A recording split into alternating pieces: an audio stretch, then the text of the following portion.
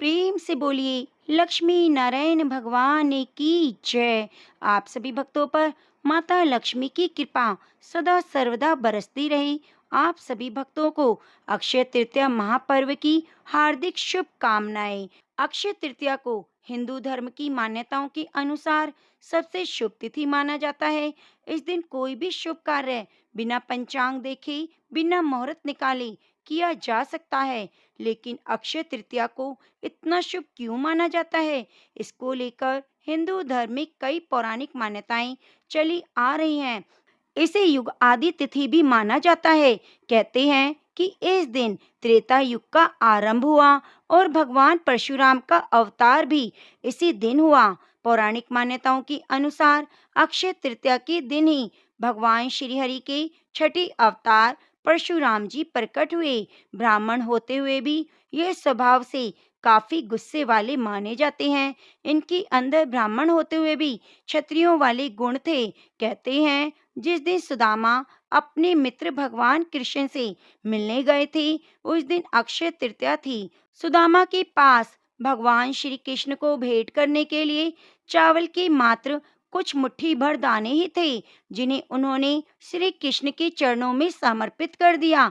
उनके इस भाव के कारण कान्हा ने उनकी झोपड़ी को महल में बदल दिया। इस तरह सुदामा जी को भी इस दिन अक्षय निधि की प्राप्ति हुई थी। कथाओं के अनुसार अक्षय तृतीया पर ही युधिष्ठिर को कृष्ण जी ने अक्षय पात्र दिया। इस पात्र की यह विशेषता थी कि इसका भोजन कभी समाप्त नहीं होता था। इसी पात्र की सहायता से युधिष्ठिर अपने राज्य के भूखे और गरीब लोगों को भोजन उपलब्ध कराते थे। भविष्य पुराण में अक्षय पात्र का संबंध मनुष्य के दान धर्म से बताया गया है। अक्षय तृतीया के दिन से ही महर्षि वेदव्यास जी ने महाभारत की कथा को सुनाना आरंभ किया और गणेश जी ने इस कथा को लिखना आरंभ किया। इसी वजह से कहा जाता है कि महाभारत का युद्ध भी अक्षय है, जिसके कुछ उदाहरण आज भी हमें कहीं कहीं देखने को मिलते हैं। इसी दिन त्रेता युग का आरंभ माना जाता है। अक्षय तृतीया के दिन ही साल भर में एक दिन ही बांके बिहारी के चरणों के दर्शन होते हैं और इसी दिन बद्री धाम के कपाट खुलते हैं। माना जाता है अक्षय तृतीया के दिन हम जो भी कार्य करें वह अक्षय फल की प्राप्ति कराने वाला होता है। उसका पुण्य कभी भी समाप्त नहीं होता। महाभारत में द्रौपदी के चीरहरण की घटना सर्वाधिक चर्चित मानी जाती है। पौराणिक मान्यताओं के अनुसार उस दिन भी अक्षय तृतीया थी, जब पांडवों ने कौरवों के साथ जुए के खेल में द्रौपदी को ही दांव पर लगा दिया था। दुशासन ने द्रौपदी का चीरहरण किया। अक्षय तृतीया के दिन ही द्रौपदी की लाज बचाने के लिए श्री कृष्ण ने द्रौपदी को अक्षय चीर प्रदान किया। नारद पुराण में बताया गया है कि अक्षय तृतीया के दिन ही गंगा का धरती पर अवतरण हुआ। तेज बहाव के साथ स्वर्ग से निकली गंगा नदी को शिव जी ने अपनी जटाओं में धारण कर लिया और फिर भागीरथ के प्यासों से देवी गंगा धरती पर अवतरित हुई। इसी दिन जैन धर्म के अनुयायी भगवान आदिनाथ की आहार भी प्रथम बार इसी दिन हुआ था। 6 माह बाद भगवान आदिनाथ ने आहार किया, जो केवल गन्ने के रस से किया। तो इस दिन गन्ने के रस को बांटना, गन्ने के रस को पीना बहुत ही शुभ माना जाता है। अक्षय तृतीया के दिन ही माता लक्ष्मी ने बिल्व वृक्ष का रूप धारण किया था। प्रिय भक्तजनों, इस दिन बिल्व पत्र से माता लक्ष्मी की पूजा करना, भगवान शिव पर अर्पित करना बहुत ही पुण्य फलदायी होता है। प्रिय भक्तजनों, इस दिन हमें बांके बिहारी की, बिल्व वृक्ष की और माता लक्ष्मी की कथाओं को जरूर सुनना चाहिए। तो आज मैं आपको सुनाने जा रही हूँ अक्षय तृतीया के दिन सुनी जाने वाली संपूर्ण कथाएं। आप इन कथाओं को पूरा पूरा जरूर सुनिए, जिससे आपको पुण्य फल की प्राप्ति हो सके और आपके घर में धन लक्ष्मी के भंडारे सदैव बरसते रहें। कथा के अंत में सुनेंगे श्री सूक्त पाठ हिंदी अनुवाद में, क्योंकि इस दिन श्री सूक्त पाठ का भी हमें जरूर रसपान करना चाहिए। प्राचीन कथा के अनुसार एक धर्मदास नामक वैश्य था। धर्मदास अपने परिवार के साथ एक छोटे से गांव में रहता। वह बहुत ही गरीब था। वह हमेशा अपने परिवार के भरण पोषण के लिए चिंतित रहता। उसके परिवार में कई सदस्य थे। धर्मदास बहुत धार्मिक प्रवृत्ति का व्यक्ति था। उसका सदाचार और देव और ब्राह्मणों के प्रति उसकी श्रद्धा अत्यधिक प्रसिद्ध थी। अक्षय तृतीया के महात्म्य को सुनने के बाद उसने अक्षय तृतीया पर्व आने पर सुबह जल्दी उठकर गंगा जी में स्नान करके विधि पूर्वक देवी देवताओं की पूजा की। व्रत के दिन सामर्थ्य के अनुसार जल से भरे घड़े, पंखे, जौ, सत्तू, चावल, नमक, गेहूं, गुड़, घी, दही, सोना, वस्त्र आदि वस्तुएं भगवान के चरणों में रखकर ब्राह्मणों को अर्पित की।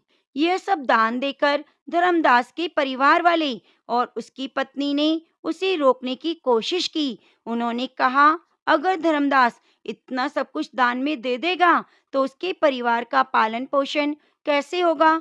फिर भी धर्मदास अपने दान पुण्य कर्म से विचलित नहीं हुआ। उसने ब्राह्मणों को कई प्रकार का दान दिया। उसके जीवन में जब भी अक्षय तृतीया का पावन पर्व आया, प्रत्येक बार धर्मदास ने विधि से इस दिन पूजा और दान आदि कर्म किए। अनेक रोगों से ग्रस्त और वृद्ध होने के उपरांत भी उसने उपवास करके धर्म कर्म दान पुण्य किया। यही वैश्य अगले जन्म में उषावती के राजा मानधाता हुए। अक्षय तृतीया के दिन किए गए दान पुण्य के कारण ही अगले जन्म में वे बहुत धनी और प्रतापी राजा बने। वह इतने धनी और प्रतापी राजा थे कि त्रिदेव तक उसके दरबार में अक्षय तृतीया के दिन ब्राह्मण का वेश धारण करके उनके महायज्ञ में शामिल होते थे। अपनी श्रद्धा और भक्ति का उन्हें कभी घमंड नहीं हुआ। वह प्रतापी राजा महान और वैभवशाली होने के बावजूद भी धर्म मार्ग से कभी विचलित नहीं हुआ। माना जाता है कि यही राजा अगले जन्मों में भारत के प्रसिद्ध सम्राट चंद्रगुप्त के रूप में पैदा हुए। जैसे भगवान ने धर्मदास पर अपनी कृपा करी, वैसे ही जो भी व्यक्ति अक्षय तृतीया की कथा का महत्व सुनता है, विधि विधान से पूजा और दान करता है, उसे अक्षय पुण्य और यश की प्राप्ति होती है। तो प्रेम से बोलिए लक्ष्मी माता की जय। अब आइए सुनाते हैं आपको श्री कृष्ण और उनके मित्र सुदामा की अक्षय तृतीया वाले दिन की कथा। सुदामा अपने बचपन के सखा श्री कृष्ण से मिलने गए। वह उनके लिए एक पोटली में थोड़े से चावल लेकर गए, जिसे भगवान ने बेहद चाव से खाया। लेकिन सुदामा ने हिचक की वजह से कृष्ण जी से अपने लिए मदद नहीं मांगी। वह बिना कुछ मांगे ही उनसे विदा लेकर अपने घर लौट गए। लेकिन वापस पहुंचने पर सुदामा जी ने देखा, उनके टूटे फूटे झोपड़े के स्थान पर एक भव्य महल खड़ा था और उनकी गरीब पत्नी और बच्चे अच्छे वस्त्रों में मिले। यह देखकर सुदामा जी समझ गए, यह सब श्री कृष्ण की कृपा से हुआ है। यही वजह है कि अक्षय तृतीया पर भी आज भी साफ मन से, सच्चे मन से दान और पूजा का महत्व बताया गया है। एक ब्राह्मणी थी जो बहुत गरीब और निर्धन थी। भिक्षा मांगकर अपना जीवन यापन करती। एक समय ऐसा आया कि 5 दिन तक उसे भिक्षा नहीं मिली। वह प्रतिदिन पानी पीकर भगवान का नाम लेकर सो जाती। छठे दिन उसे भिक्षा में 2 मुट्ठी चना मिले। कुटिया पर पहुंचते पहुंचते रात हो गई। ब्राह्मणी ने सोचा, यह चने रात में नहीं खाऊंगी, प्रातःकाल वासुदेव को भोग लगाकर तब खाऊंगी। यह सोचकर ब्राह्मणी ने चनों को कपड़े में बांधकर रख दिया। वासुदेव का नाम जपते जपते सो गई। ब्राह्मणी के सोने के बाद कुछ चोरी करने के लिए चोर उसकी कुटिया में आए। इधर उधर बहुत ढूंढा, चोरों को वह चनों की बंधी पोटली मिल गई। चोरों ने समझा इसमें सोने के मोती हैं। इतने में ब्राह्मणी जाग गई, शोर मचाने लगी। गांव के सारे लोग चोर को पकड़ने के लिए दौड़े। चोर वह पोटली लेकर भागे। पकड़े जाने के डर से सारे चोर संदीपनी मुनि के आश्रम में छिप गए। संदीपनी मुनि के आश्रम में भगवान श्री कृष्ण और सुदामा की शिक्षा ग्रहण कर रहे थे। गुरु माता को लगा कोई आश्रम के अंदर आया है। गुरु माता देखने आगे बढ़ी। चोर डर गए और आश्रम से भागते समय चोरों ने वही पोटली वहां गिर गई। इधर भूख से व्याकुल ब्राह्मणी ने जब जाना कि उसके चने की पोटली चोर उठाकर ले गए, तो ब्राह्मणी ने श्राप दे दिया कि मुझ दीनहीन असहाय के जो भी चने खाएगा वह दरिद्र हो जाएगा। उधर प्रातःकाल गुरु माता आश्रम में झाड़ू लगाने लगी। झाड़ू लगाते समय गुरु माता को वही चने की पोटली मिली। गुरु माता ने खोलकर देखी तो उसमें चने थे। कान्हा और सुदामा जंगल में लकड़ी लाने जा रहे थे। गुरु माता ने वह चने की पोटली सुदामा को दे दी और कहा, बेटा जब वन में भूख लगे तो दोनों मिलकर खा लेना। सुदामा जी जन्मजात ब्राह्म ज्ञानी थे। उन्हें ज्ञात हो गया यह शापित चने हैं, इन्हें कान्हा को किसी सूरत में नहीं खाने देना है। सुदामा ने सोचा, चने अगर त्रिभुवनपति श्री कृष्ण को खिला दिए तो सारी सृष्टि दरिद्र हो जाएगी। यह चने स्वयं खा जाऊंगा, लेकिन कृष्ण को नहीं दूंगा। सुदामा जी ने सारे चने खुद खा लिए। चने खाकर श्राप को सुदामा जी ने स्वयं ले लिया, लेकिन अपने मित्र श्री कृष्ण को एक भी दाना चना नहीं दिया। श्राप की वजह से ही वह कालांतर में गरीब ब्राह्मण रहे। अपने बच्चों का पेट भर सके उतने में भी सुदामा के पास पैसे नहीं थे। सुदामा की पत्नी ने कहा, हम भले ही भूखे रहें, लेकिन बच्चों का पेट तो भरना चाहिए ना। इतना बोलते बोलते उनकी आंखों में आंसू आ गए। सुदामा जी को बहुत दुख हुआ। उन्होंने कहा, क्या कर सकते हैं, किसी के पास मांगने थोड़ी जा सकते हैं। पत्नी ने सुदामा से कहा, आप कई बार कृष्ण की बातें करते हो, आपकी उनके साथ बहुत मित्रता है, ऐसा कहते हो। वे द्वारका के राजा हैं, वहां क्यों नहीं जाते? जाइए ना, वहां कुछ मांगना नहीं पड़ेगा। सुदामा जी ने पत्नी की बात मान ली। सुदामा जी ने द्वारका जाने को तय किया।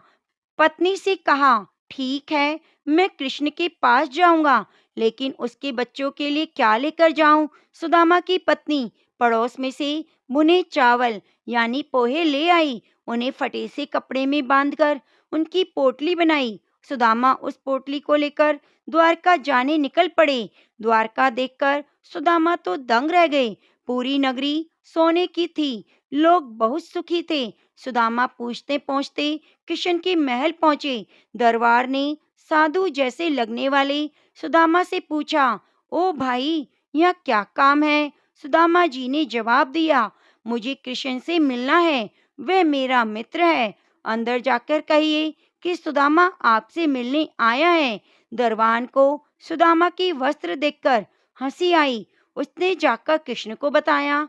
सुदामा का नाम सुनते ही किशन जी खड़े हो गए और सुदामा से मिलने दौड़े। सभी आश्चर्य से देख रहे थे, कहाँ राजा और कहाँ ये साधु। कृष्ण सुदामा को महल में ले आए। संदीपनी ऋषि के गुरुकुल के दिनों की यादें ताजा की। सुदामा कृष्ण की समृद्धि देखकर शर्मा गए। सुदामा पोहे की पोटली छुपाने लगे, लेकिन कृष्ण ने खींच ली। कृष्ण ने उसमें से पोहे निकाले और खाते हुए बोले, ऐसा अमृत जैसा स्वाद मुझे कहीं नहीं मिला। बाद में दोनों खाना खाने बैठे। सोने की थाली में अच्छा भोजन परोसा गया। सुदामा का दिल भर आया।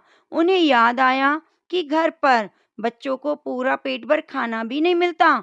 सुदामा वहां 2 दिन रहे। वे कृष्ण से कुछ मांग नहीं सके। तीसरे दिन वापस घर जाने के लिए निकले। कृष्ण सुदामा के गले लगे।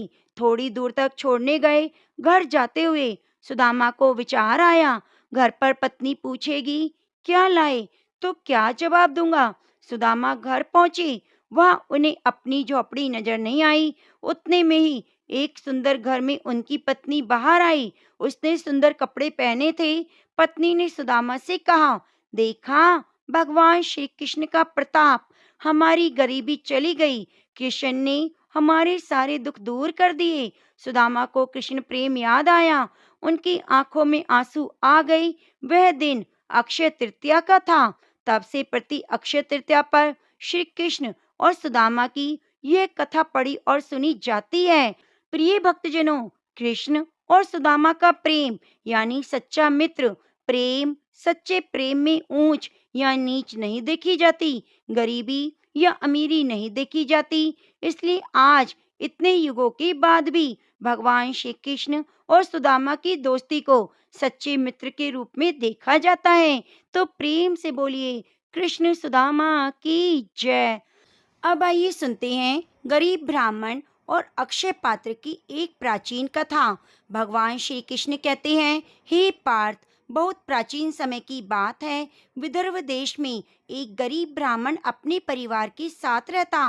वह अत्यंत निर्धन था, परंतु धार्मिक और सत्यनिष्ठ था। दिन रात भगवान विष्णु की भक्ति में लीन रहता। किसी प्रकार से भिक्षा मांगकर जीवन यापन करता। उसकी पत्नी भी अत्यंत पतिव्रता और धर्मपरायण स्त्री थी। वह हर व्रत पर्व को नियम पूर्वक करती, परंतु भूख, गरीबी और संतोष ने उसके जीवन को बड़ा कठिन बना दिया। एक दिन गर्मी के महीने में जब धरती तप रही थी, घर में अन्न का एक दाना भी नहीं था। भूख से ब्राह्मण की पत्नी का चेहरा पीला पड़ गया। ब्राह्मण उसे देखकर अत्यंत दुखी हुआ और बोला, मैं अब और नहीं देख सकता तुम्हारा यह कष्ट। मैं वन में जाकर भगवान नारायण की तपस्या करूंगा। जब तक वह मुझे दर्शन ना दें, लौटूंगा नहीं। पत्नी ने अनुमति दी और पति को विदा करते हुए स्वयं व्रत का संकल्प लिया। जब तक मेरे स्वामी सफल होकर नहीं लौटेंगे, मैं अन्न ग्रहण नहीं करूंगी। ब्राह्मण वन में चला गया और कठोर तपस्या करने लगा। उधर उसकी पत्नी रोज जलपान मात्र पर दिन काट रही थी। विष्णु नाम जपती कई महीने बीत गए। एक दिन वैशाख शुक्ल तृतीया की सुबह ब्राह्मण ने आंखें मूंदकर हृदय से भगवान विष्णु का नाम लेते हुए अंतिम बार पुकारा, हे नारायण, मेरे जीवन का एकमात्र उद्देश्य है आपके दर्शनों द्वारा अपने परिवार के कष्ट को मुक्त करना। उसकी भक्ति से प्रसन्न होकर भगवान विष्णु साक्षात प्रकट हुए और बोले, हे ब्राह्मण, मैं तुम्हारी भक्ति से प्रसन्न हूँ, मांगो क्या वर चाहिए। ब्राह्मण ने कहा, हे प्रभु, मुझे कुछ ऐसा दीजिए जिससे मेरे परिवार में कभी अन्न की कमी ना हो, सदैव अच्छा जीवन जी सकी। भगवान विष्णु ने तब उसे अक्षय पात्र दिया, एक ऐसा पात्र जिसमें से कभी भी अन्न निकलता खत्म नहीं होता था। हमेशा ही वह अन्न से भरा रहता। भगवान बोले, यह पात्र आज अक्षय तृतीया के दिन दिया गया है। इस दिन किया गया पुण्य दान कभी समाप्त नहीं होगा। इस दिन को अपने जीवन का पर्व बनाओ और दूसरों को प्रेरणा दो। ब्राह्मण वह पात्र लेकर लौटा। पत्नी ने जब उसे देखा तो प्रसन्नता के आंसू बह निकले। उस पात्र से उन्होंने भोजन निकाला। जैसे जैसे निकलता गया वह भरता गया। धीरे धीरे उनका जीवन सुखमय हो गया। वे भूले नहीं कि यह सब अक्षय तृतीया की वजह से हुआ है। तभी से हर साल इस दिन व्रत दान और पूजन का दिन बना दिया गया। इस दिन किया गया सच्चे मन से दान, व्रत, सेवा कभी भी व्यर्थ नहीं जाती। अक्षय तृतीया का पुण्य फल असीम होता है, जो अक्षय का अर्थ है कभी भी नष्ट ना हो। तो इस दिन किया गया दान, धर्म, दया, त्याग की महत्ता बहुत ही अधिक है। अब आइए सुनते हैं अक्षय पात्र और पांडवों की चमत्कारी कथा। यह तब की बात है जब पांडवों को शकुनी और दुर्योधन के षड्यंत्र से जुए में हार का सामना करना पड़ा। पांडवों को अपने राज्य और धन दौलत को छोड़कर 13 वर्षों का वनवास स्वीकार करना पड़ा। यह समय उनके लिए बहुत ही कष्टकारी था, क्योंकि उन्होंने न केवल अपना राज्य खोया, बल्कि वनवास के दौरान वे भूख, प्यास और कष्ट और निरंतर संघर्षों से जूझ रहे थे। पांडवों के साथ माता कुंती और पत्नी द्रौपदी भी थी, जिनका दिल बेहद दयालु और नरम था। उन्होंने हमेशा अपने परिवार के लिए धर्म और भक्ति के मार्ग पर चलने का संकल्प लिया, परंतु वास्तव में वनवास के दौरान वे दिन पे दिन बढ़ते कष्टों को देखकर द्रौपदी अत्यंत चिंतित रहती। वे भगवान श्री कृष्ण के ध्यान में लीन रहती और प्रार्थना करती, हे कृष्ण, हमारे पास न रसोई है, न कोई संसाधन। हम सच्चे दिल से ब्राह्मणों, साधुओं, अतिथियों की सेवा करना चाहते हैं, लेकिन कभी भी हमें प्राप्त भोजन नहीं मिलता। कैसे संतुष्ट करें हम उनको। श्री कृष्ण के दिल में द्रौपदी की चिंता का समाधान था।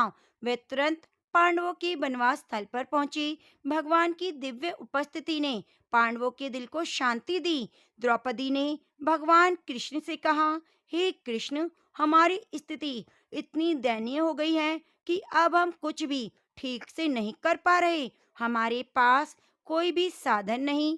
हम किस तरह से अतिथियों को सम्मान दें? भगवान मुस्कुराए और बोले, हे द्रौपदी, तुम्हारी भक्ति के आगे सभी साधन छोटे हैं।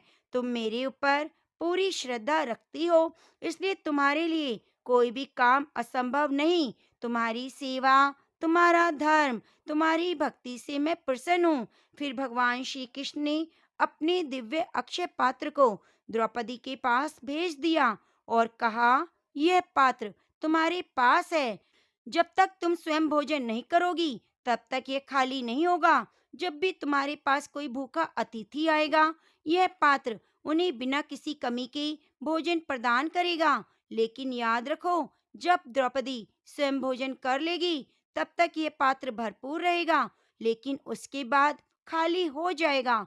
अक्षय पात्र का चमत्कार भगवान श्री कृष्ण द्वारा दिए गए अक्षय पात्र से द्रौपदी और पांडवों का जीवन बदल गया। जब भी वे किसी को भोजन प्रदान करने के लिए पात्र में हाथ डालते, वह पात्र कभी भी खाली नहीं होता, अन्न की कोई कमी नहीं होती। यह एक अद्भुत चमत्कार था।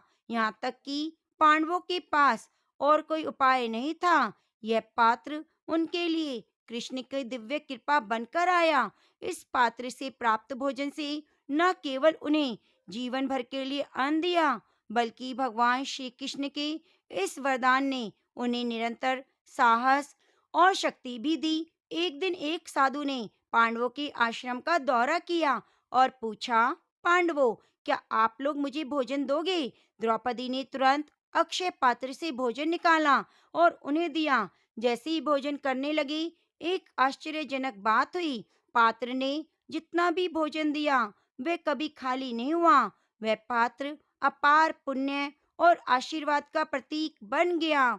तो प्रेम से बोलिए, कृष्ण भगवान की जय। अब आइए सुनते हैं बांके बिहारी लाल की बड़ी ही पवित्र और सभी मनोकामनाओं को पूरी करने वाली कथा। साल भर में अक्षय तृतीया के दिन ही बांके बिहारी के चरणों के दर्शन किए जाते हैं।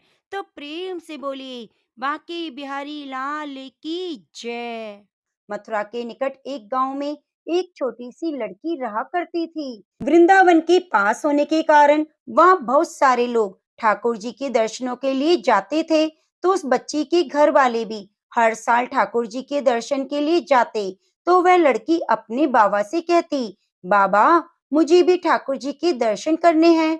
तो उसके पिताजी कहते, बेटा, ठाकुर जी के दर्शन के लिए तो तुझे मैं जरूर ले चलता, पर तुम बहुत छोटी हो, यहाँ पर भीड़ बहुत है, तुम इतनी दूर चल भी नहीं सकोगी और आगे खूब लंबी लंबी लाइनें होंगी, तो उसमें भी तुम्हारे लिए मुश्किल हो जाएगी। जब तुम बड़ी हो जाओगी तो मैं तुम्हें जरूर लेकर जाऊंगा। तो इसी तरह समय बीतता गया। फिर कोई कारणवश उसके घर वालों का वृंदावन जाना हुआ ही नहीं और समय के साथ वह लड़की बड़ी हो गई। उसके मन में ठाकुर जी के प्रति बहुत ही प्रेम था। उसका मन हमेशा ठाकुर जी के दर्शन के लिए ललचाता रहता। वह बहुत दुखी रहती थी कि सभी लोग तो ठाकुर जी के दर्शन करके आते हैं, पर मैं आज तक तो नहीं जा सकी। क्या पता मेरे भाग्य में ठाकुर जी के दर्शन लिखे हैं या नहीं। गांव में उसकी बहुत सारी सहेलियां थी। सभी ने ठाकुर जी के दर्शन किए थे और आकर उनके रूप का वर्णन उसके सामने करती, तो उस बच्ची की ललक और भी ज्यादा बढ़ जाती। समय के साथ वह बड़ी हो रही थी, पर उसका वृंदावन जाना नहीं हुआ। ऐसा करते करते वह विवाह योग्य हो गई। अब उसके बाबा को उसके विवाह की चिंता सताने लगी, तो उसके लिए अच्छे अच्छे रिश्ते तलाश करने शुरू कर दिए। उसका रिश्ता वृंदावन में ही तय हो गया। इसे अब संयोग कहो, ये ठाकुर जी का आशीर्वाद। वह तो ये जानकर बहुत खुश हुई कि मैं अब ठाकुर जी के दर्शन कर सकूंगी। सुमुहूर्त देखकर उसका विवाह हो गया। अब वह अपने ससुराल पहुंच गई रस्म निभाने के लिए। जब वह वापस अपने घर आई, तो एक दो दिन बाद जब उसका पति उसे लेकर जा रहा था, तो यमुना नदी के तट पर रुककर कहने लगा कि तुम यहाँ पर बैठो, मैं स्नान करके आता हूँ। तो वह लड़की वहां पर बैठ गई। अब उसका ध्यान ठाकुर जी की तरफ चला गया और सोचने लगी कि ठाकुर जी के दर्शन पता नहीं कब होंगे। अब उस लड़की ने बड़ा सारा घूंघट निकाल रखा था, क्योंकि वह उसका ससुराल था। तो वह घूंघट निकाल कर बैठी थी और मन ही मन कान्हा जी का विचार कर रही थी। देखो ठाकुर जी की कितनी कृपा है मुझ पर। मैंने बचपन से ही उनको भजा है और दर्शन के लिए ललायित थी, तो उनकी कृपा से मेरा विवाह श्रीधाम वृंदावन में हो गया। मैं इतने सालों से ठाकुर जी को मानती हूँ, पर मैंने आज तक उनसे कोई रिश्ता नहीं जोड़ा। वे मेरे क्या लगते हैं? इस तरह सोचते हुए वे सोचने लगी कि ठाकुर जी की उम्र क्या होगी। मेरे हिसाब से 17 वर्ष के होंगे। मेरे पति 21 वर्ष के हैं, तो उनसे थोड़े छोटे होंगे। इसलिए पति के छोटे भाई तो मेरे देवर हुए। लो भाई, ठाकुर जी आज से मेरे देवर होंगे। इस तरह सोचकर वह बड़ी प्रसन्न हो रही थी और मन ही मन कह रही थी कि ठाकुर जी आज से मैं आपकी भाभी और आप मेरे देवर। पर वह समय पता नहीं कब आएगा जब आप मुझे भाभी भाभी कहकर पुकारेंगे। वह इस तरह से सोच रही थी, तभी एक किशोर अवस्था का सांवला सा लड़का उसी तरफ आ रहा था और पास आकर कहने लगा, भाभी भाभी। तो वह अपने भाव से बाहर निकली और सोचने लगी कि वृंदावन में तो मैं नई हूँ, मुझे कोई नहीं जानता, फिर भी ये भाभी भाभी कहकर कौन पुकार रहा है। पर उसने घूंघट नहीं उठाया। वह बालक खड़ा खड़ा बार बार कहता रहा, भाभी भाभी। उसने कोई जवाब नहीं दिया। फिर वह धीरे से उसके पास आया और कहने लगा, भाभी अपना चेहरा दिखा दो। तो वह लड़की सोचने लगी, यह बालक तो बहुत जिद कर रहा है। तो उसने अपने घूंघट को कसकर पकड़ लिया। सोचने लगी, कहीं इसने घूंघट उठा लिया और आस पड़ोस में किसी ने देख लिया और मेरे ससुराल में जाकर बता दिया तो क्या होगा। वह लड़का कहने लगा, भाभी आपने घूंघट क्यों निकाल रखा है? मैं आपका देवर हूँ। तो उस लड़की ने एक नजर से उसे देखा और कहा, नहीं, हम आपको नहीं जानते। तो वह लड़का कहने लगा, भाभी आप शायद नहीं जानते, आप उस गांव के हो ना, वहीं पर हमारा घर है। अपना नाम बताओ, अपना चेहरा भी दिखाओ। वह लड़की चुपचाप बैठी रही। तो कान्हा के रूप में आया वह लड़का कहने लगा कि भाभी आप तो नाराज हो रही हैं। देखो हम आपके इतने प्यारे देवर हैं और इतनी दूर से मिलने के लिए आप तक आए हैं और आप हमसे बातें भी नहीं कर रही, हमें अपना चेहरा भी नहीं दिखा रही। इतना कहते ही उस लड़की ने घूंघट खींच लिया और चेहरा देखकर भाग गया। थोड़ी देर बाद में उसका पति आ गया। तो उसने अपने पति को सारी बात बताई। तो पति कहने लगा, तुम चिंता मत करो, वृंदावन इतना बड़ा नहीं कि वह लड़का हमें फिर नजर ना आए। कभी भी किसी भी गली में तुम्हें दिखाई दे तो मुझे बता देना। इस तरह बातें करते हुए पति पत्नी दोनों घर चले गए। कुछ दिन बाद में उसकी सासू माँ ने अपने बेटे से कहा कि बेटा देखो, तुम्हारा विवाह हो गया। अब बहू एक बार मायके जाकर भी आ गई, पर तुम दोनों अभी तक बांके बिहारी जी के दर्शन के लिए नहीं गए। तुम ऐसा करो, कल सुबह जाकर बहू को ठाकुर जी के दर्शन करवा लाओ, उनका आशीर्वाद बहुत जरूरी है। तो उसने कहा, ठीक है माँ, कल सुबह ही चले जाएंगे। अगले दिन दोनों पति पत्नी ठाकुर जी के दर्शन के लिए मंदिर में गए। वहां जाकर देखा, मंदिर में तो बहुत भीड़ थी। तो उसका पति कहने लगा, देखो तुम स्त्रियों के साथ आगे जाओ और बांके बिहारी के दर्शन कर लो, मैं अभी आता हूँ। तो वह अपने पति के कहे अनुसार महिलाओं के साथ आगे चली गई और उसने घूंघट फिर भी नहीं उठाया। वह घूंघट निकाले खड़ी रही। तो बहुत देर बाद उसका पति आया और कहने लगा, अरे बाबरी, ठाकुर जी के सामने घूंघट क्यों निकाल रखा है? अगर घूंघट नहीं हटाओगी तो प्रभु के दर्शन कैसे करोगी? तो अपने पति के कहने से ही उसने अपना घूंघट उठाया और ठाकुर जी की तरफ देखा। तो ठाकुर जी की जगह वही बालक मुस्कुराता हुआ दिखाई दिया। तो वह चिल्लाने लगी, सुनिए, देखिए, ये वही लड़का है जो मुझे यमुना तट पर मिला था। तो उसका पति देखकर कहने लगा, क्या हुआ, कहाँ है? वह बोली, देखो, जो मुझे भाभी भाभी कहकर भागा था ना, मेरा घूंघट हटा दिया था, वह लड़का मुझे मिल गया। यह देखो सामने खड़ा है। तो उसके पति ने कहा, मुझे तो दिखाई नहीं दे रहा, कहाँ खड़ा है, फिर से बताओ। तो उसने ठाकुर जी की तरफ इशारा करके कहा, यह रहा आपके सामने। तो यह देखकर उसका पति तो हैरान रह गया और अपनी पत्नी से कहने लगा कि तुम धन्य हो। आज मैं जान गया कि वास्तव में तुम्हारे हृदय में सच्चा भाव है ठाकुर जी के प्रति। हम इतने वर्षों से वृंदावन में रह रहे हैं, पर आज तक हमें ठाकुर जी ने दर्शन नहीं दिए। तुम्हारा भाव इतना ऊंचा है कि ठाकुर जी तुम्हें खुद दर्शन देने आए। तो वे कहने लगी, हाँ, मैंने ही मन से ठाकुर जी से देवर का रिश्ता जोड़ा था। मुझे लगता है तभी मेरे देवर बनकर आ गए, मुझे भाभी भाभी पुकारने लगे। तो वे सुनकर उसका पति कहने लगा, आज मैं मान गया कि कान्हा जी दिल से जो भी रिश्ता जोड़ लेता है, उसका रिश्ता निभाने के लिए जरूर आते हैं। तो दोनों इसी तरह कान्हा जी का आशीर्वाद पाकर घर आ गए। घर आकर उसके पति ने सारी बात अपनी माँ को बताई। तो माँ सुनकर बहुत खुश हुई और अपनी बहू को गले से लगाते हुए कहने लगी, बेटा, तुम जैसी बहू पाकर मैं तो धन्य हो गई। तो प्रेम से बोलिए, राधा कृष्ण भगवान की जय। प्रेम से बोलिए, लक्ष्मी मैया की जय। प्रिय भक्तजनों, अक्षय तृतीया के दिन हमें श्री सूक्त का पाठ जरूर सुनना या पढ़ना चाहिए, क्योंकि इस दिन श्री सूक्त का पाठ करने से माता लक्ष्मी की अपार कृपा बरसती है। तो आइए माता लक्ष्मी के चरणों का ध्यान करते हुए श्री सूक्त का हिंदी अनुवाद में पाठ करते हैं। जय महालक्ष्मी। हे जातवेदा अग्निदेव, आप सुवर्ण के समान रंग वाली किंचित हरित वर्ण विशिष्टा सोने और चांदी के हार पहनने वाली चंद्रवत प्रसन्न कांति स्वर्णमयी लक्ष्मी देवी का मेरे लिए आह्वान करें। हे अग्नि, उन लक्ष्मी देवी का जिनका कभी विनाश नहीं होता, जिनकी आगमन से स्वर्ण गो घोड़े और पुत्र आदि प्राप्त करूंगा, मेरे लिए आह्वान करें। जिनके आगे घोड़े और रथ के मध्य में स्वयं विराजमान वह रहती हैं, जो हस्तिनाद सुनकर प्रमुदित प्रसन्न होती हैं, उन्हीं श्री देवी का मैं आह्वान करता हूँ।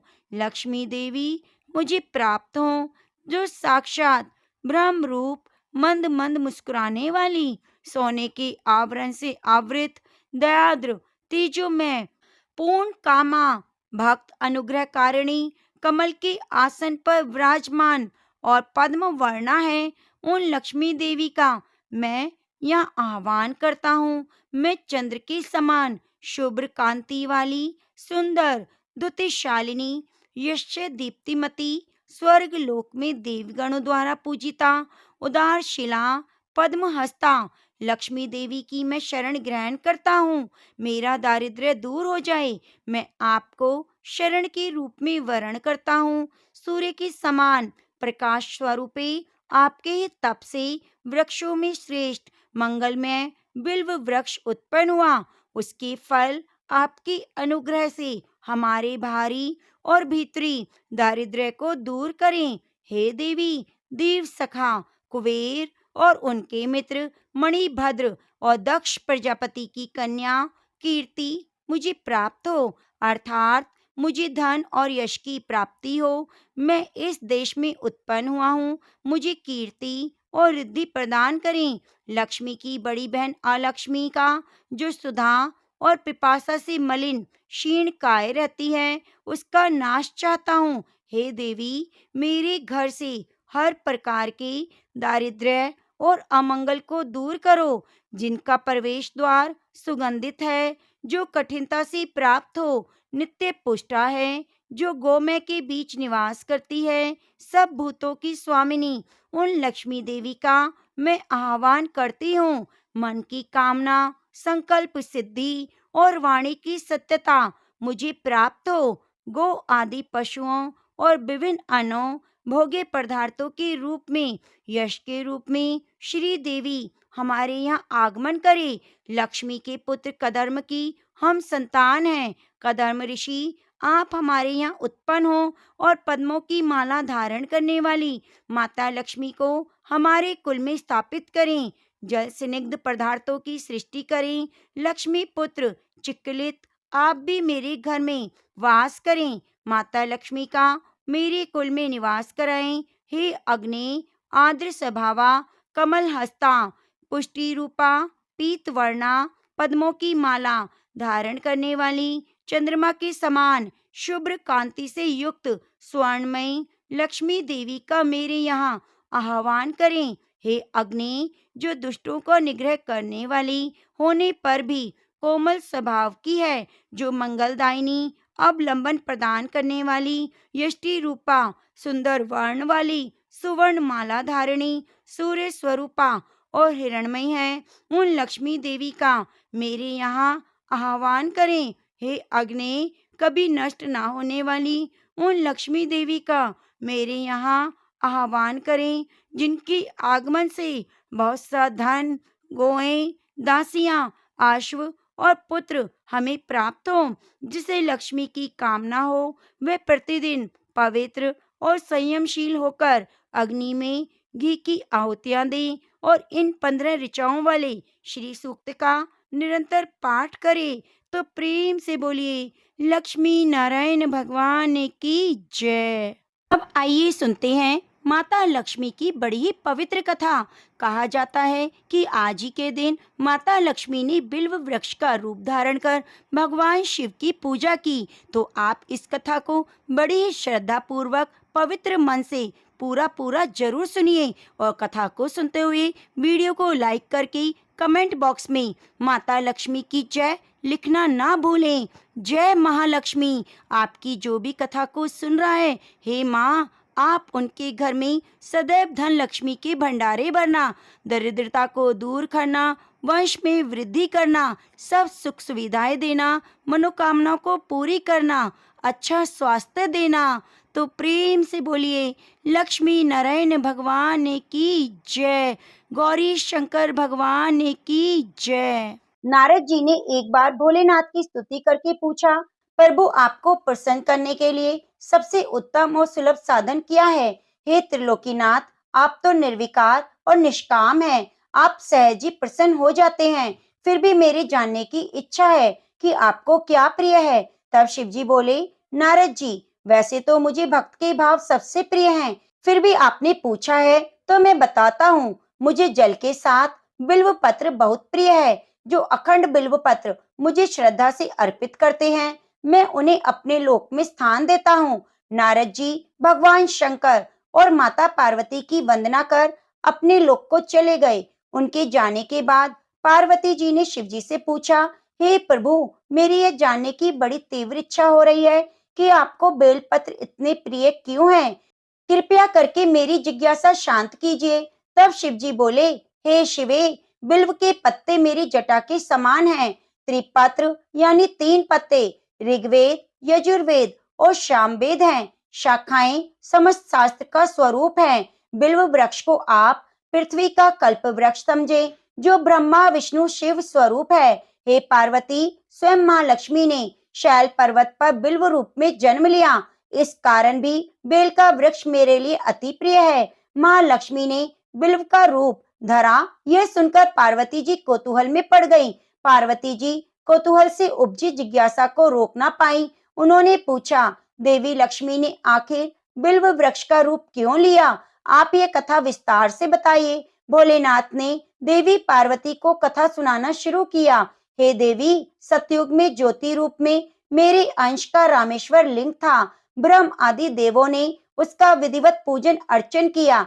इसका परिणाम यह हुआ कि मेरे अनुग्रह से वाणी देवी सबकी प्रिय हो गई। वे भगवान विष्णु को सतत प्रिय हो गई। मेरे प्रभाव से भगवान केशव के मन में बाघ देवी के लिए जितनी प्रीति उपजी, वे स्वयं लक्ष्मी जी को नहीं भाई। लक्ष्मी देवी का श्री हरि के प्रति मन में कुछ दुर्भाव पैदा हो गया। वे चिंतित और रुष्ट होकर चुपचाप परम उत्तम श्री शैल पर्वत पर चली गई। वहां तप करने का निर्णय किया। उत्तम स्थान का चयन करने लगी। महालक्ष्मी ने उत्तम स्थान का निश्चय करके मेरे लिंग विग्रह की उग्र तपस्या आरंभ कर दी। उनकी तपस्या कठोरतम होती जा रही थी। हे परमेश्वरी, कुछ समय बाद माँ लक्ष्मी जी ने मेरे लिंग विग्रह से थोड़ा धर्म में एक वृक्ष का रूप धारण कर लिया। अपने पत्तों और पुष्पों द्वारा निरंतर मेरा पूजन करने लगी। इस तरह से लक्ष्मी जी ने 1 करोड़ वर्ष तक घोर आराधना की। अंततः उन्हें मेरा अनुग्रह प्राप्त हुआ। मैं वहां प्रकट हुआ और देवी से इस घोर तप की आकांक्षा पूछकर वरदान देने को तैयार हुआ। महालक्ष्मी ने मांगा कि श्री हरि के हृदय में मेरे प्रभाव से बाघ देवी के लिए जो स्नेह हुआ है वह समाप्त हो जाए। शिव जी बोले, मैंने महालक्ष्मी को समझाया कि श्री हरि के हृदय में आपके अतिरिक्त किसी और के लिए प्रेम नहीं, बाघ देवी के प्रति उनका प्रेम नहीं अपितु श्रद्धा है। यह सुनकर लक्ष्मी जी प्रसन्न हुई और पुनः श्री विष्णु जी के हृदय में स्थित होकर उनके साथ विहार करने लगी। पार्वती जी, महालक्ष्मी के हृदय का एक बड़ा विकार दूर हुआ। इस कारण हरिप्रिया उसी वृक्ष रूप में सदा के लिए अतिशय भक्ति से भरकर यत्न पूर्वक मेरी पूजा करने लगी। हे पार्वती, इसी कारण बिल्व का वृक्ष, उसके पत्ते, फल, फूल आदि मुझे बहुत ही प्रिय हैं। मैं निर्जन स्थान में बिल्व वृक्ष का आश्रय लेकर रहता हूँ। बिल्व वृक्ष को सदा तीर्थ मानो, सभी देवों में देव मानो, इसमें तनिक भी संदेह नहीं। बिल्व पत्र, बिल्व फूल, बिल्व वृक्ष, बिल्व काष्ठ के चंदन से जो मेरा पूजन करता है वह भक्त मुझे बहुत ही प्रिय है। बिल्व वृक्ष को शिव के समान ही समझो, वह मेरा शरीर है। जो बिल्व पर चंदन से मेरा नाम अंकित करके मुझे अर्पण करता है, मैं उसे सभी पापों से मुक्त करके अपने लोक में स्थान देता हूँ। हे देवी, उस व्यक्ति को स्वयं लक्ष्मी जी भी नमस्कार करती हैं जो बिल्व से मेरा पूजन करता है। जो बिल्व मूल में प्राण छोड़ता है उसको रुद्र देह प्राप्त होती है और ऐसे मनुष्य पर माँ लक्ष्मी की कृपा सदा बनी रहती है और साथ साथ भगवान नारायण की भी कृपा प्राप्त होती है। तो प्रेम से बोलो, लक्ष्मी नारायण भगवान की जय हो। प्रेम से बोलो, गणेश गजानन की जय हो। एक समय की बात है, गणेश जी ने पृथ्वी के मनुष्यों की परीक्षा लेने का विचार बनाया, तो वे अपना रूप बदलकर एक छोटे से बच्चे का रूप धारण करके पृथ्वी पर घूमने लगे और हाथ में एक चम्मच में दूध ले लिया और दूसरे हाथ में चावल भर लिए। गली गली घूम घूम कर आवाज लगाने लगे कि कोई भाई मेरी खीर बना दो, कोई मेरी खीर बना दो। दूध और चावल तो मेरे पास हैं, कोई है जो मुझे खीर बना दे। तो उस बालक की इस तरह की बातें सुनकर सारे लोग हंसने लगे। कहने लगे कि भला इतने से दूध से कोई खीर बनती है। पर गणेश जी इसी तरह आवाजें लगाते रहे। एक गांव के बाद दूसरे गांव में इसी तरह चक्कर लगाते, पुकारते घूम रहे थे। कोई भी खीर बनाने को तैयार नहीं हुआ। सुबह से शाम हो गई। गणेश जी वैसे आवाज लगा रहे थे तो शाम के समय एक बुढ़िया अपनी झोपड़ी के बाहर बैठी हुई थी। तो गणेश जी वहां से पुकारते हुए निकले कि कोई मेरी खीर बना दो, कोई मेरी खीर बना दो। दूध और चावल तो मेरे पास हैं। बुढ़िया बड़ी कोमल हृदय वाली थी। सोचने लगी, बच्चा है, बना देती हूँ, जितनी बनेगी उतनी ठीक है। तो वह कहने लगी, ला बेटा, मैं तेरी खीर बना देती हूँ। तो गणेश जी ने उसे चावल और चम्मच वाला दूध दे दिया। तो बुढ़िया माई उसे लेकर अंदर चली गई। गणेश जी भगवान कहने लगे, बूढ़ी अम्मा, खीर बनाने के लिए बड़ा बर्तन लेकर आना। तो बुढ़िया कहने लगी, मेरे पास तो बड़ा बर्तन नहीं है बेटा।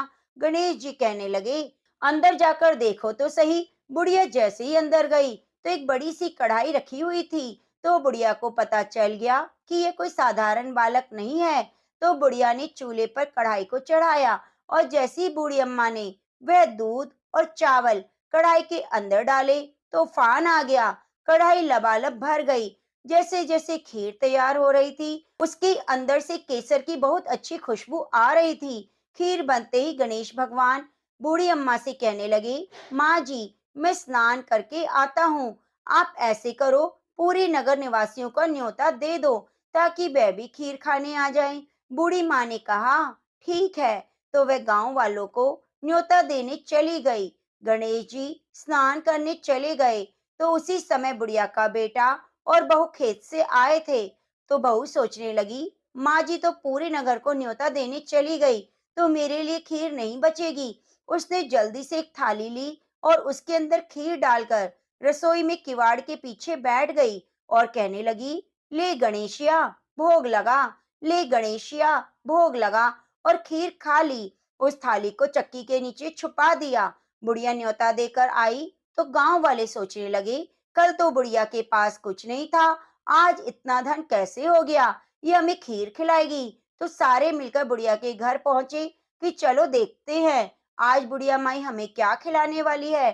तो जैसे ही उसकी झोपड़ी के पास गए, खीर की बहुत अच्छी खुशबू आ रही थी। इतने में गणेश जी वहां आ गए। तो बुढ़िया माई कहने लगी, गणेश भगवान भोग लगा लो, गांव वाले आ गए हैं, उन्हें खीर भी तो परोसनी है। गणेश जी कहने लगे, बूढ़ी माई मैंने तो भोग लगा लिया। बुढ़िया कहने लगी, आपने भोग कब लगाया? अभी तो आप बाहर से आए हो। तो कहने लगी, माई मुझे तो तुम्हारी बहू ने भोग लगा दिया। अगर विश्वास नहीं तो चक्की के नीचे जाकर देख लो, थाली पड़ी है, उसके अंदर दो चावल चिपके हैं। बुढ़िया माई ने चक्की के नीचे जाकर देखा तो सच में थाली थी, उसमें दो चावल चिपके हुए थे। वह समझ गई कि गणेश जी भगवान सच कह रहे हैं। तो बुढ़िया ने सारे गांव वालों को खीर परोसी। सारे गांव वाले खूब तारीफ करके खीर खा रहे थे, फिर भी खीर खत्म नहीं हो रही थी। बुढ़िया गणेश भगवान से कहने लगी, गणेश जी अब मैं क्या करूं इस खीर का?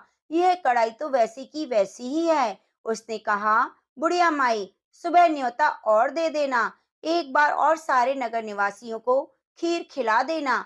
बुढ़िया माई ने सुबह फिर उन्हें बुलाया और फिर खीर खत्म होने का नाम नहीं ले रही थी। तो इस खीर का समाचार राजा के कानों में पड़ा।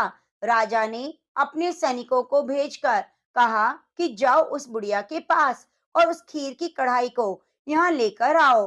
तो राजा का आदमी आज्ञा पाते ही बुढ़िया के घर चला गया और वहां जाकर कहने लगा कि बूढ़ी अम्मा इस कढ़ाई का आपके घर में क्या काम है? यह कढ़ाई तो राजमहल में शोभा देती है। तो यह कहकर वह कढ़ाई वहां से उठाकर राजमहल में ले आया। जैसे ही महल में लाकर कढ़ाई को रखा, उस कढ़ाई के अंदर कीड़े मकोड़े बिलबिलाने लगे, बुरी तरह से बदबू आने लगी। तो यह देखकर राजा को बहुत हैरानी हुई। उन्होंने बुढ़िया को बुलाया और कहा कि बूढ़ी माई ये सब क्या है? यह ले जा तेरी कढ़ाई, पता नहीं क्या जादू टोना करती है। तुम्हारे घर में तो खुशबू आ रही थी और यहाँ लाते ही बदबू हो गई, कीड़े मकोड़े हो गए। बुढ़िया कहने लगी, महाराज आप देते तो पहले देते, यह तो मुझे गणेश भगवान ने दिया है। यह कहकर वह कढ़ाई को वहां से अपनी झोपड़ी में ले आई और गणेश भगवान को याद करके कहने लगी कि गणेश जी भगवान अब इस कढ़ाई का मैं क्या करूं? तो गणेश जी वहां पर प्रकट हुए और कहने लगे, माई इस कढ़ाई को तुम घर के कोने में गाड़ दो, सुबह उठकर देख लेना। ऐसा कहकर अंतर ध्यान हो गए। बूढ़ी माई ने जैसा गणेश जी ने कहा वैसा किया। जब सुबह बूढ़ी माई की आंख खुली तो झोपड़ी की जगह सुंदर महल बन गया। जिस जगह पे कढ़ाई दबाई थी उस जगह को खुद को देखा तो सोनों की मोहरों से भरे हुए दो घड़े निकले। यह देखकर बुढ़िया और उसकी बहू बहुत खुश हुई। दोनों गणेश भगवान का जयकारा लगाने लगी। उस दिन से बुढ़िया और उसकी बहू दोनों प्रतिदिन गणेश भगवान की पूजा करने लगी। गणेश जी भगवान जैसे अपने बुढ़िया को दिया वैसे सबको देना। कहानी कहने सुनने वाले, हुंकारा भरने वाले को देना। तो प्रेम से बोलो गजानन की जय। कृष्णा। अब आइए आपको सुनाते हैं बैसाख मास महात्म्य का 15वां अध्याय। श्रुति देव जी बोले, हे राजन, भगवान मधुसूदन को प्रिय बैसाख मास के महात्म्य को और सुनो। पूर्व काल में पांचाल देश में राजा भूरी यश के बाद उसका पुत्र पुरु यश नामक एक राजा हुआ था। वह पराक्रमी, उदार और प्रतापी था। वह धर्म पूर्वक पृथ्वी का शासन करने वाला था, परंतु अपने पूर्व जन्म में उसने जलदान नहीं किया था। इस पाप के कारण कुछ ही समय में उसकी संपत्ति नष्ट हो गई। उसके शत्रुओं ने उसे जीतकर राज्य से बाहर निकाल दिया। तब वह राजा अपनी रानी और अपने सेवकों को साथ लेकर गहन वन और पर्वतों में चला गया। 53 वर्षों तक वह राजा वहीं वास करता रहा। एक दिन वह अपने गुरु का स्मरण करता हुआ अपने सद्गुरुओं पर विचार कर रहा था कि उसी समय याज और उपयाज नामक दो श्रेष्ठ मुनीश्वर उसके पास आए। राजा ने उनका सम्मान किया और उचित सत्कार करके आसन पर बिठा दिया। उनके चरणों में अपना मस्तक रख दिया। उसके बाद मुनीश्वरों को प्रसन्न देखकर राजा ने यह प्रश्न किया, हे सर्वज्ञ, आप कृपया करके मुझे यह बताइए कि किस कारण से मेरी समस्त संपत्ति नष्ट हो गई है और मुझे यह महान कष्ट क्यों भोगने पड़ रहे हैं। मैंने तो सदैव शुभ कर्म ही किए थे, फिर मुझे यह दंड किस पाप के कारण मिला है। राजा की बात सुन विचार करने के बाद मुनीश्वर बोले, हे राजन, अपने पिछले 10 जन्मों में तू अत्यंत ही पापी व्याग रह चुका है। तूने अनेक जीवों का वध किया, परंतु कभी भी भगवान श्री हरि का ना तो स्मरण किया, न नमस्कार किया। इस प्रकार पाप में जीवन व्यतीत करते हुए तूने 9 जन्म काटे। 10वें जन्म में तू सह्याद्री पर्वत पर व्याध का जन्म लेकर पथिकों को पीड़ा पहुंचाता हुआ गौड़ देश की प्रजा का मांस भक्षण करके जीवन व्यतीत करने लगा। मृग और पक्षियों के छोटे छोटे बच्चों का वध करने के कारण ही तेरी कोई संतान नहीं हुई। विश्वासघात करने के कारण तुझे सहोदर भी नहीं मिला। पथिकों को कष्ट देने के कारण तू दरिद्र हुआ। सदैव द्वेष रखने के कारण तुझे महान कष्ट भोगने पड़े हैं। क्रूर कर्म करते रहने के कारण तुझे भोजन नहीं मिलता।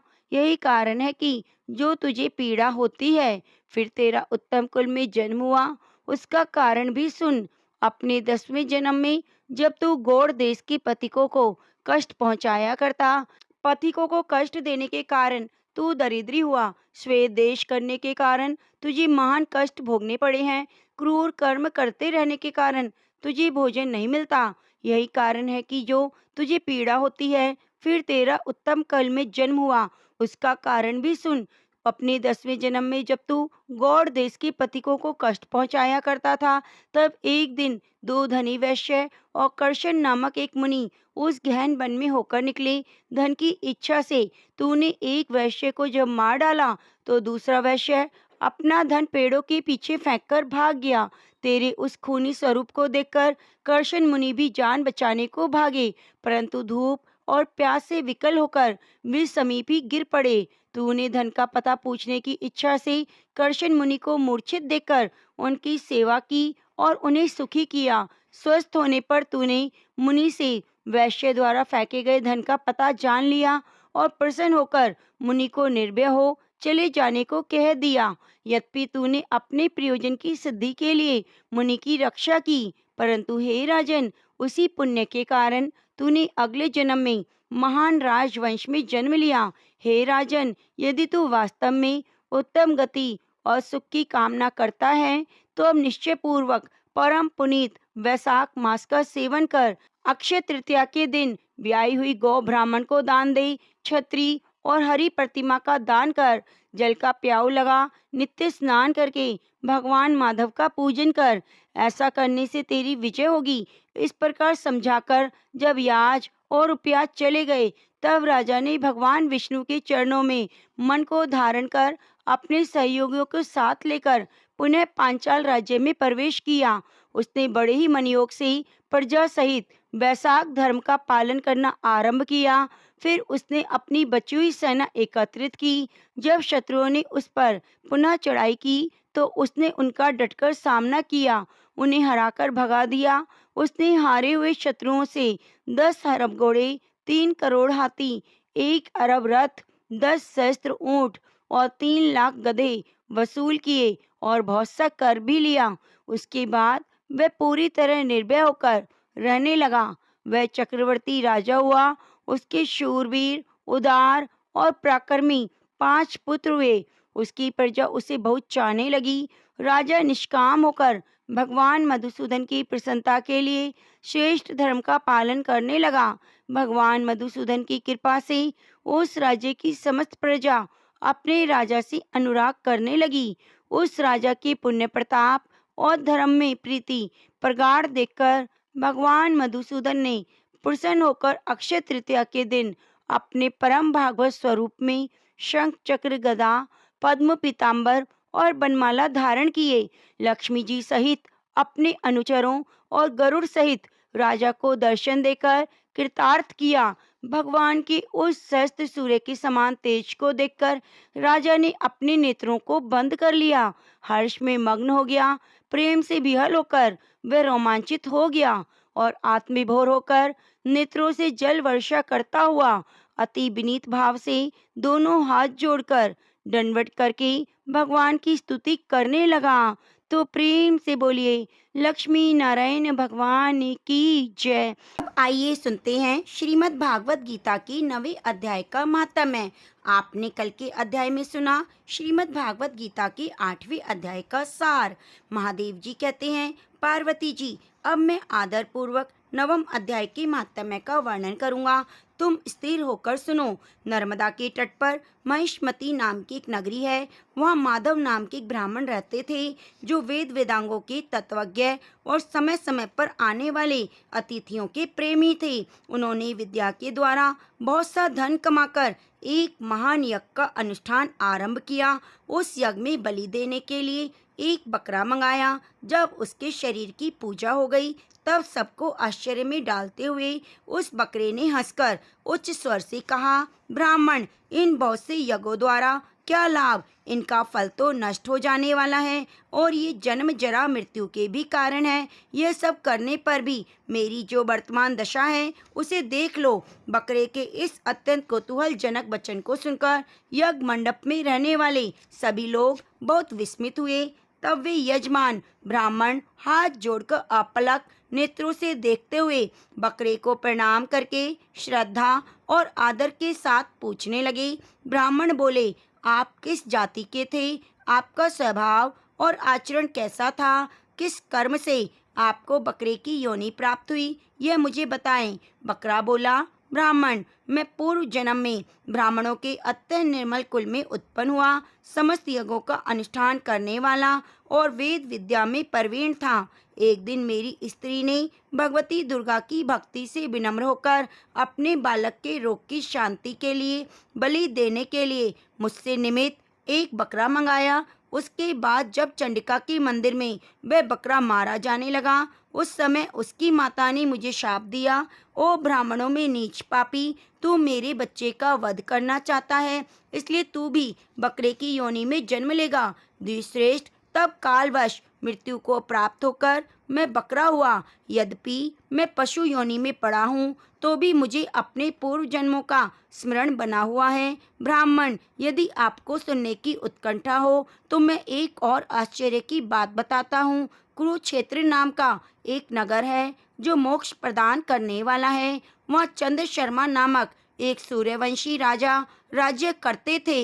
एक समय जबकि सूर्य ग्रहण लगा था, राजा ने बड़ी श्रद्धा के साथ काल पुरुष का दान करने की तैयारी की। उन्होंने वेद वेदांगों के पारगामी एक विद्वान ब्राह्मण को बुलवाया और पुरोहित के साथ वे तीर्थ के पावन जल के स्नान करने को चले।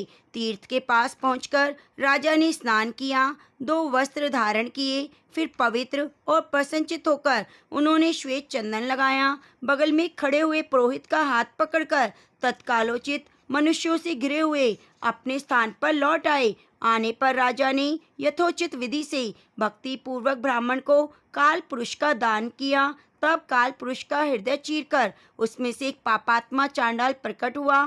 फिर थोड़ी देर के बाद निंदा भी चांडाली का रूप धारण करके काल पुरुष के शरीर से निकली और ब्राह्मण के पास आ गई। इस प्रकार चांडालों की वह जोड़ी आंखें लाल किए निकली और ब्राह्मण के शरीर में प्रवेश करने लगी। ब्राह्मण मन ही मन गीता की 9वें अध्याय का जप करते थे और राजा चुपचाप यह कौतुक देखने लगे। ब्राह्मण के अंतःकरण में भगवान गोविंद शयन करते थे, वे उन्हीं का ध्यान करने लगे। ब्राह्मण ने जब गीता की 9वें अध्याय का जप करते हुए अपने आश्रयभूत भगवान का ध्यान किया, उस समय गीता के अक्षरों से प्रकट हुए विष्णु दूतों द्वारा पीड़ित होकर वे दोनों चांडाल भाग चले। उनका उद्योग निष्फल हो गया। इस प्रकार इस घटना को प्रत्यक्ष देखकर राजा के नेत्र आश्चर्य से चकित हो उठे। उन्होंने ब्राह्मण से पूछा, विप्रवर, इस महाभयंकर आपत्ति को आपने कैसे पार किया? आप किस मंत्र का जाप, किस देवता का स्मरण कर रहे थे? फिर पुरुष और वह स्त्री कौन थी? वे दोनों कैसे उपस्थित हुए? वे कैसे शांत हो गए? ये सब मुझे बतलाइए। ब्राह्मण ने कहा, राजन, चांडाल का रूप धारण करके भयंकर पाप ही प्रकट हुआ था। वह स्त्री निंदा की साक्षात मूर्ति थी। मैं इन दोनों को ऐसा ही समझता हूँ। उस समय मैं गीता के 9वें अध्याय के मंत्रों की माला जपता था। उसी का माध्यम है कि सारा संकट दूर हो गया। महिपते, मैं नित्य ही गीता की 9वें अध्याय का जप करता हूँ। उसी के प्रभाव से प्रतिग्रह जनित आपत्तियों के पार हो सका हूँ। यह सुनकर राजा ने उसी ब्राह्मण से गीता के 9वें अध्याय का अभ्यास किया। फिर वे दोनों ही परम शांति मोक्ष को प्राप्त हो गए। यह कथा सुनकर ब्राह्मण ने बकरे को बंधन से मुक्त कर दिया और गीता के 9वें अध्याय के अभ्यास से परम गति को प्राप्त हुआ। तो प्रेम से बोलिए श्रीमद् भागवत गीता की जय। प्रिय भक्तजनों, आगे के अध्याय को सुनने के लिए आप चैनल को सब्सक्राइब कर लीजिए और बगल में बनी घंटी को दबा लीजिए। अब आइए सुनते हैं लप्सी तप्सी की कथा। कहते हैं कि लप्सी तप्सी की कथा हमें हर कथा कहानी में जरूर सुननी चाहिए। एक लप्सी था, एक तप्सी था। तप्सी हमेशा भगवान की तपस्या में लीन रहता। लप्सी रोजाना सवा सेर की लापसी बनाकर भगवान का भोग लगाकर जीम लेता था। एक दिन दोनों लड़ने लगे। तप्सी बोला, मैं रोज भगवान की तपस्या करता हूँ, इसलिए मैं बड़ा हूँ। लप्सी बोला, मैं रोज भगवान का सवा सेर लापसी का भोग लगाता हूँ, मैं बड़ा हूँ। नारद जी वहां से गुजर रहे थे। दोनों को लड़ता देखकर उनसे पूछने लगे, तुम क्यों लड़ रहे हो? तप्सी ने खुद के बड़ा होने का कारण बताया और लप्सी ने भी अपना कारण बताया। तो नारद जी बोले, तुम्हारा फैसला मैं कर दूंगा। दूसरे दिन लप्सी तप्सी नहाकर अपनी रोज की भक्ति करने आए। नारद जी ने छुपकर 1.25 करोड़ की एक एक अंगूठी दोनों के आगे रख दी। तप्सी की नजर जब अंगूठी पर पड़ी तो उसने चुपचाप अंगूठी उठाकर अपने नीचे दबा ली। लप्सी की नजर अंगूठी पर पड़ी, लेकिन उसने ध्यान नहीं दिया। भगवान को भोग लगाकर लापसी खाने बैठ गया। नारद जी सामने आए तो दोनों ने पूछा कि बताओ कौन बड़ा? तो नारद जी ने तप्सी से खड़ा होने को कहा तो वह खड़ा हुआ तो उसके नीचे दबी हुई अंगूठी दिखाई दी। नारद जी ने तप्सी से कहा, तपस्या करने के बाद भी तुमने चोरी करने की आदत नहीं गई, इसलिए लप्सी बड़ा और तुम्हें तुम्हारी तपस्या का कोई फल नहीं मिलेगा। तप्सी शर्मिंदा होकर माफी मांगने लगा।